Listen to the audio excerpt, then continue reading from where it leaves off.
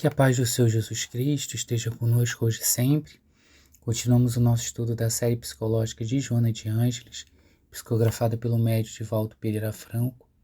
Como sempre, o nosso convite para que nos recolhamos em momento oportuno, onde possamos de fato estar concentrados, sem a preocupação do dia a dia, e em local silencioso, onde possamos manter a paz e a harmonia para receber lições que vêm dessa espiritualidade maior. Também, igualmente, eu faço convite para que possamos fechar os nossos olhos e levar o pensamento ao nosso Mestre amado Rabi, ao nosso Senhor Jesus Cristo.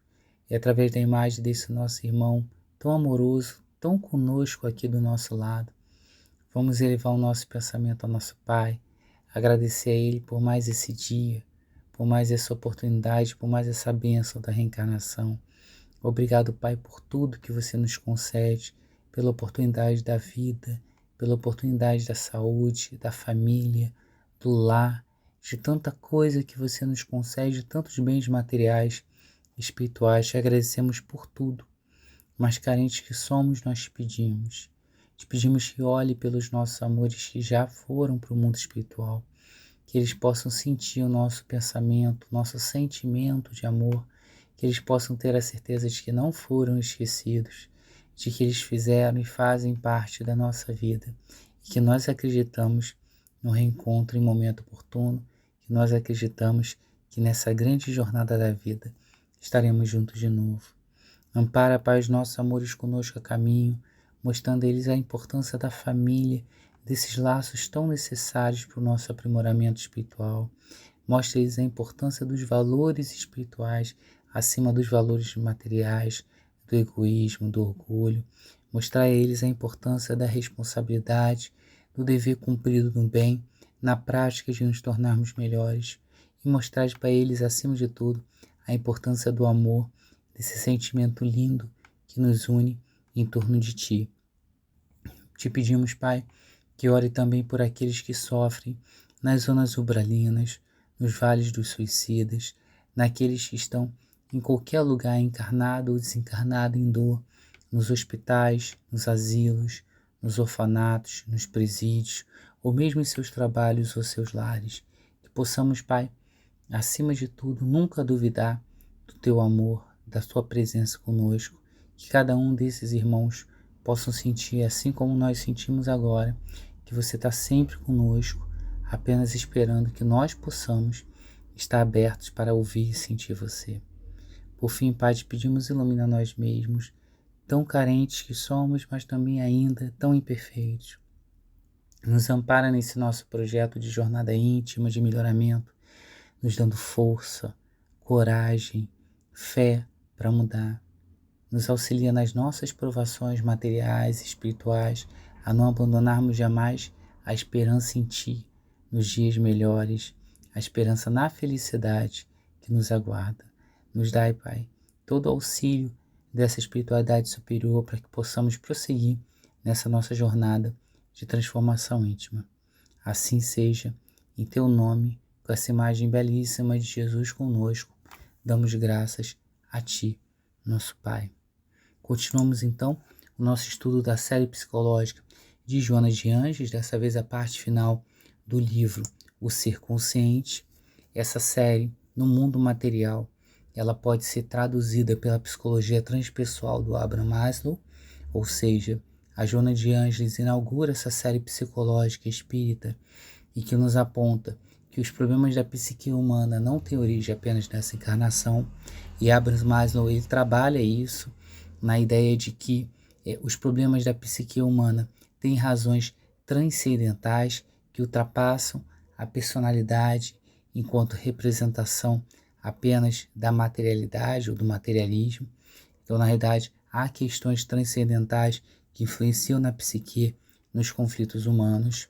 A Joana de Ângeles propõe para reparação nesses conflitos, para esse processo de reajuste da psique humana, a terapia do nosso maior psicólogo, que foi Jesus, que é a terapia desse espírito perfeito que baseava no amor como forma de resolver os próprios conflitos, através do auto-perdão, da compreensão, da busca do autocuidado, mas também a forma de evitar conflito dos outros, através da empatia, através da alteridade, através de uma terapia que se baseia na compreensão de que todos somos parte de Deus e todos nós devemos nos amar e devemos nos respeitar.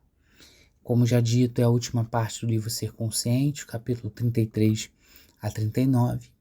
E a Jona nessa parte vai trabalhar a questão da felicidade e discutir algo que o homem ainda, nas esferas mais atrasadas, coloca a sua felicidade, que é a busca do prazer, a busca do gozo. O sentido da vida se centra na busca e no encontro da felicidade. É a destinação final do espírito. É para aquilo que, de fato, ele foi criado, alcançar a perfeição e, através disso, fruir a plena felicidade. Só que, enquanto esse espírito está nessa jornada de transformação espiritual, o nível de conscientização e de amadurecimento psicológico que esse espírito tem perante a vida é que vai determinar o seu estado de felicidade, é que vai determinar que tipo de realização para ele é planificadora. Então, nas fases iniciais das encarnações, ainda centrado muito nos seus atavismos, nos seus instintos, o espírito busca esse estado de felicidade através do prazer e do gozo.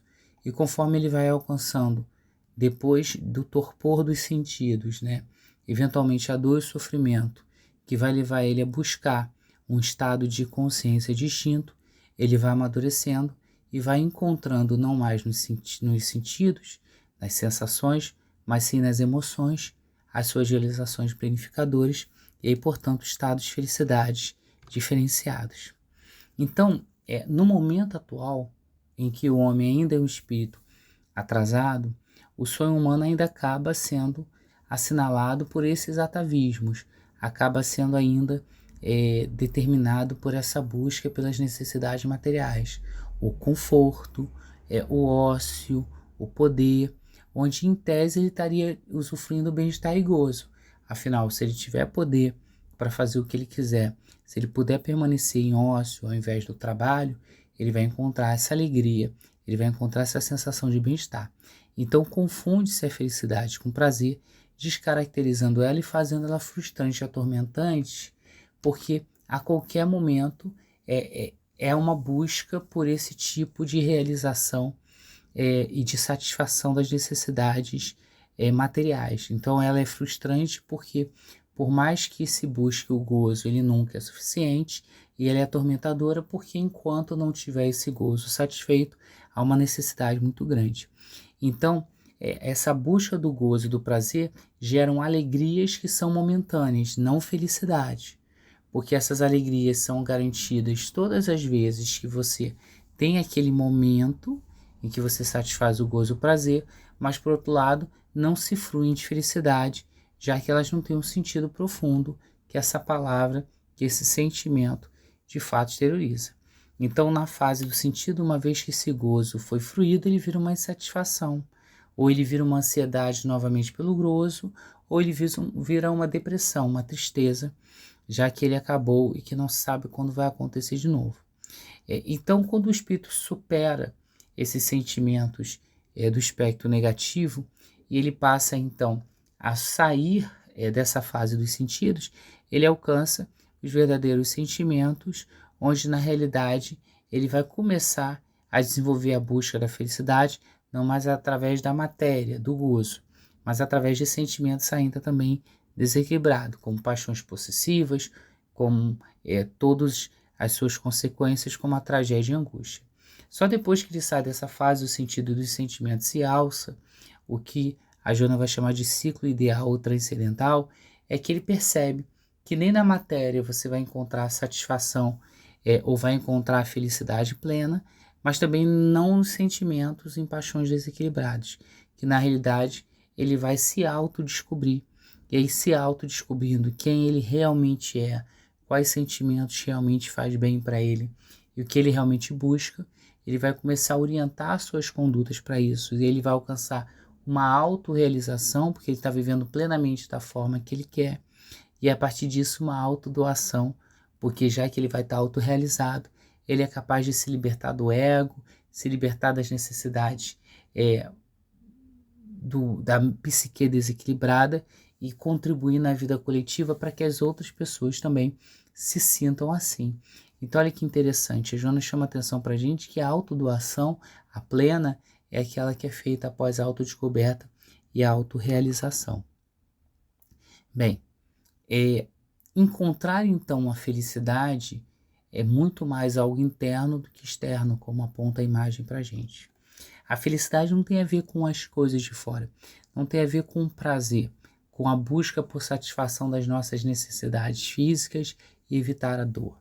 A dor não é passível de ser evitada, chama atenção a Joana. A dor é um fenômeno natural do processo de evolução. É um instrumento necessário para a promoção do ser. As situações que nos causam dor, elas nos forçam a sair do nosso estado normal da nossa psique, a um reajuste da nossa mente e, obviamente, um amadurecimento psicológico. Então, as situações que nos causam dor nos ajudam a alcançar esse amadurecimento, nos ajuda a alcançar cada vez mais esse autoencontro, essa compreensão melhor de nós e do mundo. Então, não é a felicidade que se busca fugindo da dor, mas a dor acaba sendo um instrumento para nos conduzir até ela. Então, a gente não pode buscar a felicidade na satisfação dos desejos do nosso ego. Há muitas coisas no coração dos homens, mas só a vontade de Deus é realizada. Por que essa frase é tão importante lá no Evangelho? Porque o que essa frase chama atenção para a gente é que, na realidade, só o nosso Pai sabe aquilo que nós realmente precisamos. Por isso que a irmã dor chega de forma muito necessária. Porque o nosso ego deseja o desequilíbrio, deseja a libertinagem, ainda deseja situações que satisfaçam a nossa mente ainda desequilibrada, que não entende o que é felicidade. E são situações que, no final das contas, vão nos gerar ansiedade, vão nos gerar desconforto. Conforme nós vamos vivenciando, a partir do nosso livre-arbítrio, essas experiências vão nos levando à tristeza, vão nos levando à dor, né? Aos poucos nós vamos tendo a conscientização da necessidade de superar os nossos desejos egóicos e de buscar aspirações superiores. Encontrar a felicidade não na realização daquilo que nós queremos fazer, mas naquilo que nós precisamos fazer. E aí nós cedemos lugar às aspirações materiais para as aspirações espirituais. Uma busca cada vez mais profunda por quem a gente é, por que a gente faz isso e o que a gente precisa mudar na nossa vida. É o que a Joana chama, e chama ao longo do livro todo, da desidentificação com os nossos condicionamentos, com os nossos atavismos, né? Com aquilo que nós trazemos das outras experiências encarnatórias, e a identificação com os novos valores, com aqueles que vão de fato nos conduzir de forma mais firme à nossa felicidade. Então, é inevitável na busca da felicidade tanto o estágio do prazer, que é onde o espírito vai pela experimentação, entender que a satisfação dos desejos do ego não é suficiente, quanto o sofrimento, que são as experimentações negativas e necessárias que a vida vai nos trazer para o nosso processo de evolução. Então, através desses estágios que nós vamos cada vez mais encontrando o nosso self, cada vez mais desidentificando o nosso ego dos nossos atavismos, cada vez mais superando as resistências inibidoras da nossa encarnação, os sentimentos de culpa, e cada vez mais a compreensão daquilo que devemos fazer. Então, a felicidade acaba sendo uma jornada não de fora para dentro, não é sobre ter coisas ou vivenciar coisas, mas a jornada de dentro para fora, a busca da felicidade em si mesmo.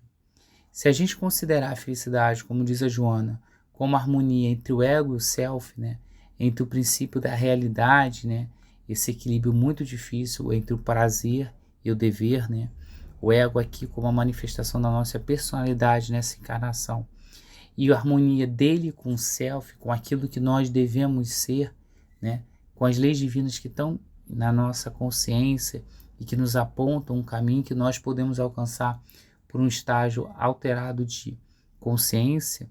Quando a gente entende que a felicidade é a harmonia entre o que eu sou e o que eu devo ser, entre o que eu manifesto nessa encarnação e aquilo que eu deveria manifestar. Se a felicidade é a harmonia de ambos, eu preciso então alcançar esse self. Eu preciso identificar melhor o meu ego e entender aquilo que tem que estar nele e aquilo que não tem que estar nele. Então eu preciso encontrar os valores profundos do ser, eu preciso me conscientizar sobre os valores que eu tenho e aqueles que eu preciso conquistar, e eu preciso também buscar as condutas que vão me conduzir até essa etapa. Então aí que nós começamos a ter esse processo de autoconscientização ou de autodescobrimento, né? Primeiro, uma autoconscientização e aí um processo de planificação que vai de fato nos levar até a felicidade.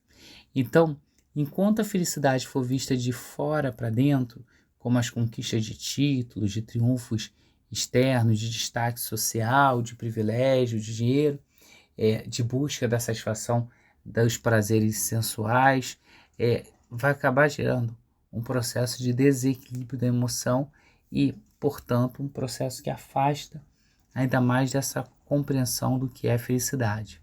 Jesus, que é nosso guia moral, como dito aqui, o nosso maior psicoterapeuta, que conhecia os traumas da psique humana e sabia como de fato nos auxiliar na nossa liberação, ele definiu com uma forma muito segura o que é felicidade, quando ele diz que meu reino não é deste mundo.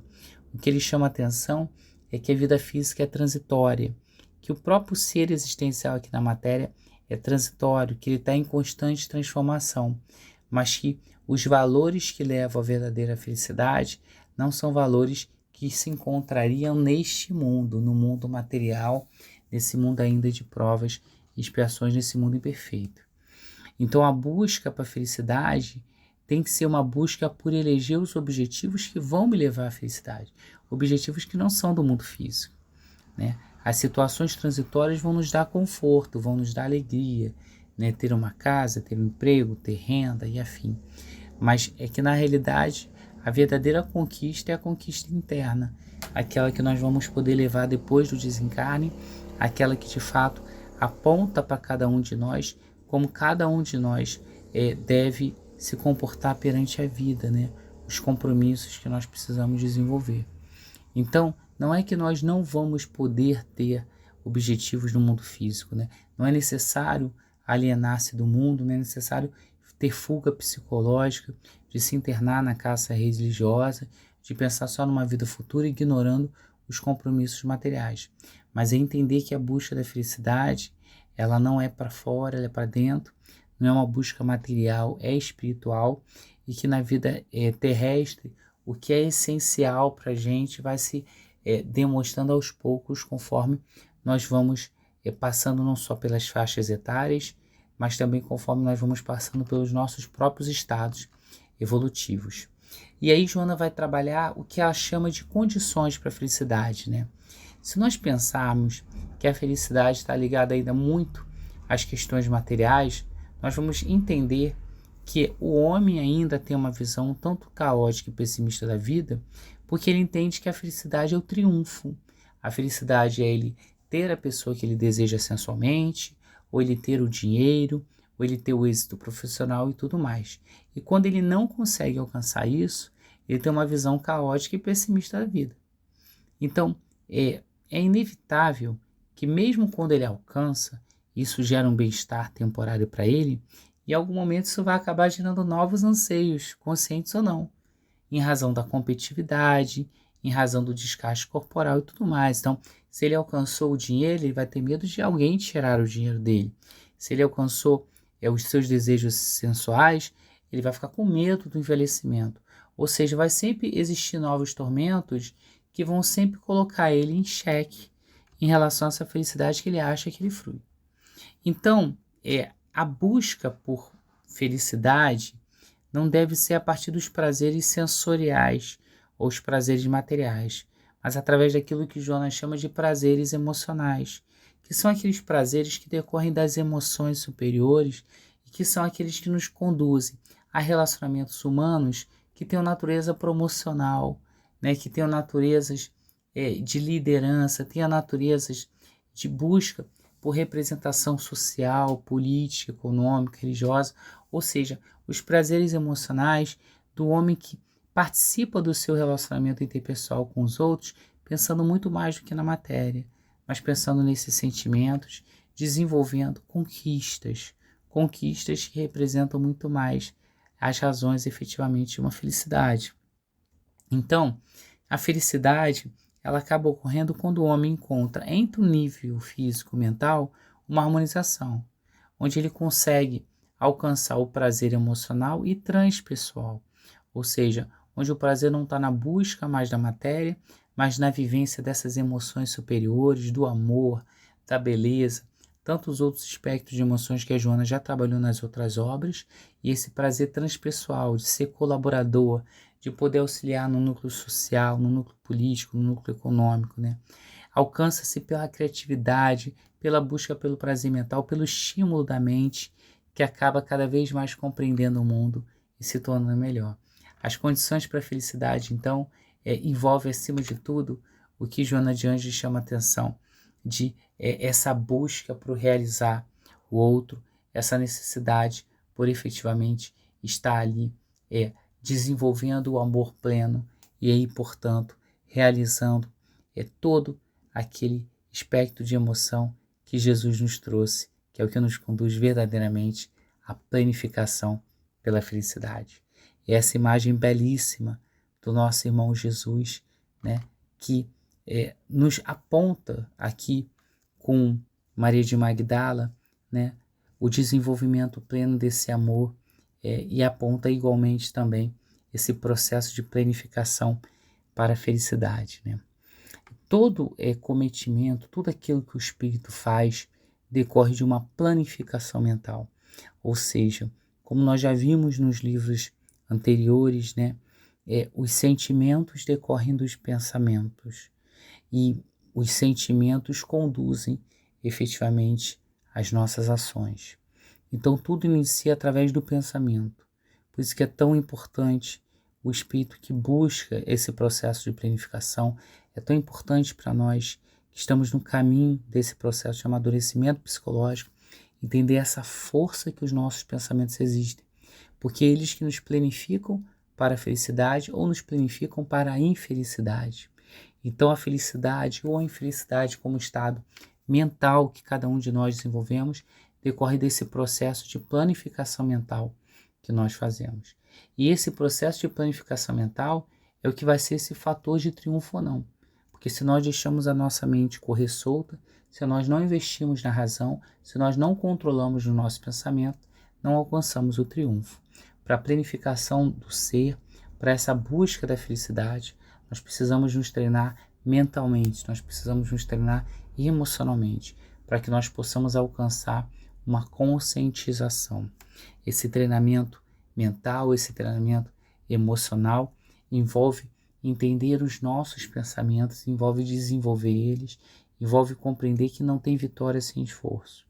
Precisamos deixar nossa mente tranquila, fazer com que as nossas emoções sejam emoções pacificadoras, buscar experimentar esse prazer emocional e transpessoal planificador, que é o que abre campo para que nós possamos intuitivamente sermos orientados pelos nossos bons espíritos, né? Como é que nós alcançamos essa planificação mental para a felicidade? Principalmente aprendendo quando silenciar a mente, né? Aprendendo quando nós precisamos ouvir. Joana já nos falou nesse livro, né, que quando nós falamos com Deus, isso se chama prece. E quando nós ouvimos Deus, isso se chama meditação. Aprender a silenciar nossa mente para ouvir aquilo que o nosso Pai vai nos trazer através dos bons espíritos, né? Acalmar os nossos anseios do corpo, porque no momento da meditação nós acabamos esquecendo todos aqueles conflitos, necessidades, problemas da matéria, porque nesse momento nós assumimos a nossa feição de espírito e nós, portanto, nos liberamos desses anseios, dessa força ainda que o corpo tem sobre nós, em razão dos nossos atavismos das outras encarnações. É nesse momento de meditação, é nesse momento em que nós concentramos a nossa mente, que nós treinamos ela, nós treinamos as nossas emoções, que nós alcançamos o self, que nós alcançamos essa porção divina que existe em nós, que nós alcançamos o que se chama de estado de consciência alterada, onde nós estamos abertos para ouvir as respostas que não estão em nós, mas as respostas que nós podemos alcançar em cada um de nós. O self então se penetra por profundidade e a nossa percepção da realidade acaba aumentada.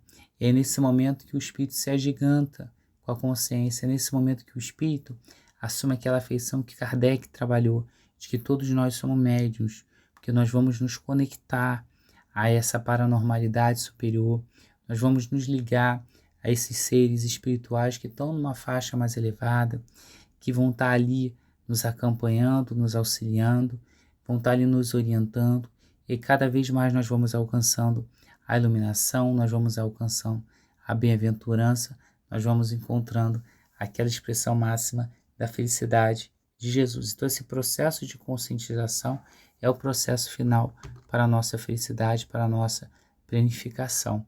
Então, como eu coloquei na imagem antes, né, a gente pode ver o caso de Maria de Magdala como um processo claro de planificação, né, de busca cada vez mais por se tornar um ser consciente, porque quando Maria de Magdala encontra Jesus, ela sabe o que quer, ela sabe o que ela precisa, e ela acaba buscando encontrar aquilo que faltava nela junto a Jesus. Por outro lado, como na imagem que nós temos aqui, nós temos os fariseus, que são os doutos da lei, aqueles que encontram Jesus, que embora Jesus realizasse os milagres, trouxesse o conhecimento da vida espiritual, apontasse em tudo que ele era de fato aquele que estava previsto nos livros sagrados, eles preferem recusar ele, imaginando que o verdadeiro Senhor seria ou teria uma postura diferente. Então, o processo de conscientização é um processo que depende de cada um de nós.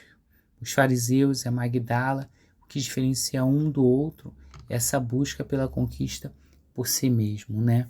Essa busca por uma compreensão do valor maior da vida. Gurdjieff, que era um psicólogo russo, Joana vai chamar a atenção, ele disse que o homem pode ser definido em 2 estados em relação à sua consciência: o estado de adormecido ou o estado de despertamento. E o trânsito pela encarnação é uma busca pelo despertamento, é uma busca por experiências que vão gerar o desenvolvimento dos valores éticos, que vão ampliar o espaço mental para as conquistas relevantes. Pensemos de novo, tanto os fariseus quanto Maria de Magdala tiveram encontro com Jesus. Nós, nesse momento, estamos tendo encontro com Jesus. E é uma das oportunidades que a reencarnação traz para a gente, para que a gente desperte da nossa consciência, para que a gente desenvolva os nossos valores éticos, para que a gente amplie o espaço mental, para que a gente possa, como já falado anteriormente, treinar as nossas mentes, as nossas emoções para o nosso aperfeiçoamento. Só que, naturalmente, foram jornadas de encarnação em faixas vibratórias inferiores. São ainda muitos anos dessa encarnação em que nós nos deixamos ainda nos levar pela materialidade. Então a consciência, quando está entorpecida, ela deixa ser mergulhada por interesses, por distrações do dia a dia, por coisas da matéria, ao invés de se preocupar com as questões superiores que nos conduzem à felicidade. Por isso que nós precisamos fazer reflexões mais aprofundadas sobre nós como seres imortais. Nós precisamos nos liberar das paixões, liberar das distrações, nos liberar daquilo que não conduz a esse treinamento mental e emocional, que não conduz de fato a esse processo de despertar da consciência. Nós precisamos expandir os nossos pensamentos em uma direção muito clara e não deixar ele dispersar em várias direções. Nós precisamos encontrar esse caminho de fato do autoencontro. Então a conquista de si mesmo, a busca pela formação do homem consciente, significa, acima de tudo, não nos deixar levar pelas distrações, sejam elas o trabalho exaustivo, seja ela o descanso mais do que nós precisamos, seja elas conversações inúteis prolongadas, seja elas os exercícios físicos demasiados demais, que embora até sejam úteis, Joana já vai chamar atenção, nos tiram da meta essencial, que é por que estamos encarnados? Para despertar, para se conscientizar, para nos tornarmos melhores, né? Então, naturalmente, nós vamos sentindo uma necessidade de conquistar outros níveis de consciência. Naturalmente, as experiências que nós vamos vivenciar vão nos despertar, tal qual como Lázaro, do nosso sono, para que nós possamos, de fato, buscar esse processo de conscientização e por entender que nós já dormimos demais e estamos atrasados. E isso vai nos levar a uma autoidentificação. Isso vai nos levar, de fato, uma busca por compreender quem nós somos, uma busca por superar os conflitos que nós criamos durante esse nosso tempo de sono, durante várias encarnações, das contradições entre aquilo que nós pensamos e aquilo que nós fazemos, e a busca pelas realizações que nós já aspiramos, né? Pelas questões que possam nos completar nessa sensação de completude que nós temos. E aí, naturalmente, né, com esse processo de saturação desse período do sono, nós vamos acordar. E a razão vai nos conduzir à consciência, nós vamos nos liberando daquelas cargas psicológicas opressoras, asfixiantes que nós tínhamos, né? Preocupação com as matérias, a preocupação com os outros, a preocupação com as coisas do mundo corpóreo, e vamos começar a buscar fruir novas emoções, buscar desenvolver sentimentos, buscar desenvolver condutas éticas. Então, Joana nos adverte: ser consciente é estar desperto, é não estar dormindo, né? É estar desperto perante a vida, com responsabilidade, entendendo que nós temos responsabilidades sobre o que nós pensamos, como nós agimos, que nós somos responsáveis pela nossa vida. Não que isso represente uma arrogância, ou não que isso apresente uma submissão, sem algemas, né? Sem nos preocupar com o que nós erramos ontem, ou com o que nós seremos amanhã, sem ansiedade de querer ser perfeito, que ainda estamos longe, mas sem a culpa de sermos ainda imperfeitos. Estar desperto é ser responsável pela nossa existência. É conquistar a si mesmo, não como está na imagem, por tudo que eu tenho, mas por tudo que eu sou. Porque nenhum de nós tem alguma coisa no mundo. O nosso corpo, um momento, a gente vai ter que devolver. Os valores dos bens materiais, nós uma hora vamos perder. As pessoas em algum momento vão seguir em frente. A natureza mostra incessante transformação. Nada é permanente. Tudo muda, nem as coisas que nós temos. Então, buscar a felicidade nas coisas que nós temos, buscar conquistar as coisas para fora e não para dentro, acaba nos deixando vazio nos nossos sentimentos, porque nada que for externo vai nos preencher. Você pode ter uma mansão e ainda vai se sentir vazio, talvez mais vazio do que se você morasse num conjugado. Então a autovalorização, a compreensão de que eu não preciso ter, mas eu preciso ser, não de forma egoísta, né? Eu tenho que ser melhor, não de forma pretensiosa, eu tenho que ser bom, mas uma autovalorização, eu posso ser. Vai permitir a gente encontrar o self, que lá dentro da nossa consciência tem todo o roteiro do que a gente pode ser. E vai nos ajudar a romper os limites que nós mesmos criamos, que nos colocam ainda numa posição inferior. A conquista de si, de Joana, é a realização que depende do ter, mas não prescinde do interesse para o ser. Ou seja, dessa busca para ser mais. A segurança psicológica do indivíduo se entra no ser, não no ter. Você pode ter tudo e não saber como lidar com uma doença, com o envelhecimento, com a morte. Mas se você for uma pessoa mais resignada, paciente, você consegue ter segurança psicológica para lidar consigo próprio. E encerrando esse livro, que nós poderíamos estudar ele por uma vida inteira, tem um capítulo, A Conquista de Si Mesmo. A conquista de si mesmo é, acima de tudo, um processo de aquisição da consciência, como o livro mostra. E adquirir a consciência não é algo que faremos em uma encarnação. Demanda tempo, demanda muito esforço, muitas indas e voltas, erros e acertos. Um processo que nos desafia a evoluir. Primeiro, para conquistar a si mesmo, nós precisamos entender que passaremos muitas encarnações instintivas, buscando apenas a conservação da vida, as questões relativas à matéria.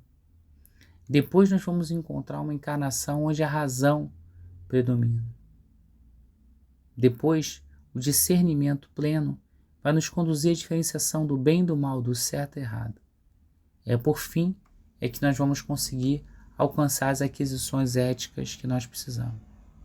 Somos todos herdeiros de nós mesmos, das nossas escolhas. Escolhas do que nós fomos nas outras encarnações, os arquétipos sociais que também moldaram muito a nossa cultura enquanto homem, o nosso comportamento enquanto espírito, os atavismos que nós criamos em relação a isso, inclusive da religião, dessa consciência de culpa que foi moldada em nós, de que nós somos imperfeitos e que pagaremos por isso. Não dessa compreensão da imperfeição como uma transitoriedade, como um estado natural daquele que está a caminho da perfeição.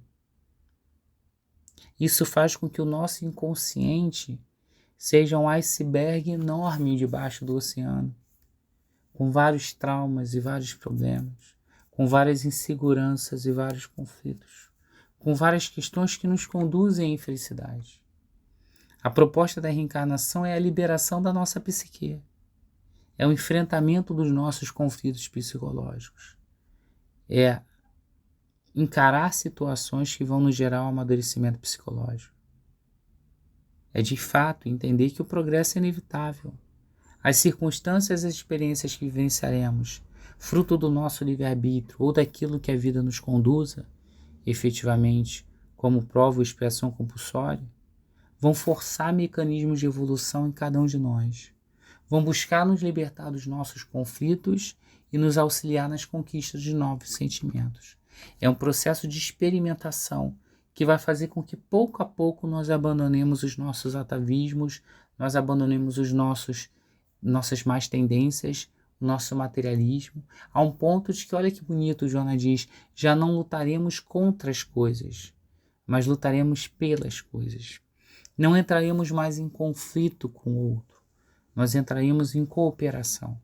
Aprenderemos a selecionar, a qualificar, a abandonar aquilo que não nos faz bem, as paixões dissolventes, os conflitos, e vamos buscar realizar os nossos valores, os valores que enobrecem. A conquista de si mesmo resulta de um amadurecimento psicológico, onde nós vamos cada vez mais racionalizar, não negando as emoções, mas entender os acontecimentos a partir de uma razão pautada por valores éticos. E graças às realizações da solidariedade, nós vamos conseguir superar as nossas provas e sofrimentos e também colaborar com os outros. Nós vamos entender que o nosso comportamento tem que ser dignificante, valorizarmos a vida, superarmos essa busca por castigo, por punição, por culpa, nossa ou dos outros. O homem que conquista a si mesmo é aquele que não foge dos compromissos, das responsabilidades que a vida nos traz, que não transfere para os outros, que não se rejeita e nem rejeita também os outros, que enfrenta a si próprio os seus defeitos, as suas dificuldades, os seus problemas, mas sem acusação, sem punição, nem se justificando pelos seus erros, fingindo que não são errados, mas também não se punindo, não se colocando numa posição de não merecimento do amor.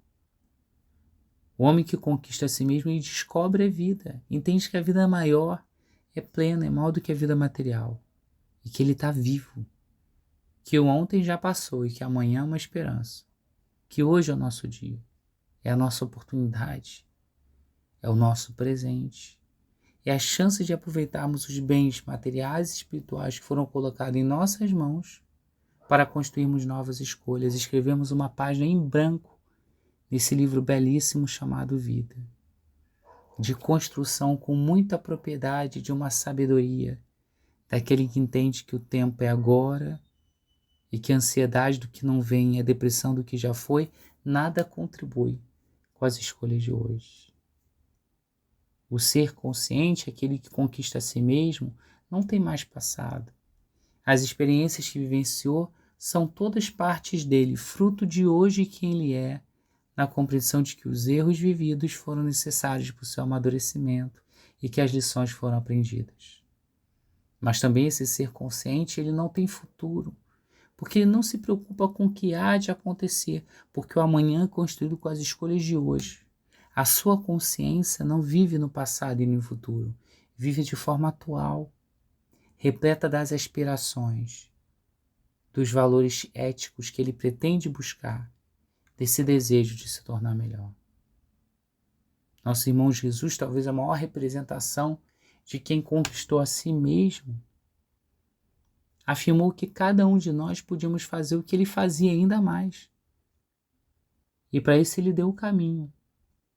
Nós precisávamos nos empenhar. Nós precisávamos nos entregar à sua realização. Meus discípulos serão conhecidos por muito se amarem. Para tanto, para fazer tudo o que nós queríamos, nós precisamos ter a fé do tamanho de um grão de mostarda. A crença em si mesmo, a menor das crenças. A crença de que nós podemos conquistar, de que todos somos herdeiros divinos, que temos o livre-arbítrio a nos orientar. A conquista de si mesmo está muito mais em ser do que ter, em querer para ser do que querer para possuir, do esforçar-se para triunfar sobre si, não sobre os outros, de conquistar o que está dentro, não o que está fora, de viver para jamais morrer, porque a morte é a ilusão da matéria, e o ser consciente que conhece a si mesmo sabe que ele é eterno, sabe que ele tem uma jornada muito grande. E assim, com esses belíssimos ensinamentos, nós encerramos o estudo de hoje, o livro Ser Consciente, agradecendo ao nosso Pai, nosso Criador, pela oportunidade da vida, por todas as chances que você nos permite, nos auxilia, para que possamos alcançar a perfeição e a felicidade. Agradecemos a espiritualidade maior, na figura do nosso irmão Jesus, por tantos ensinamentos, por tanto amparo, por tanto amor.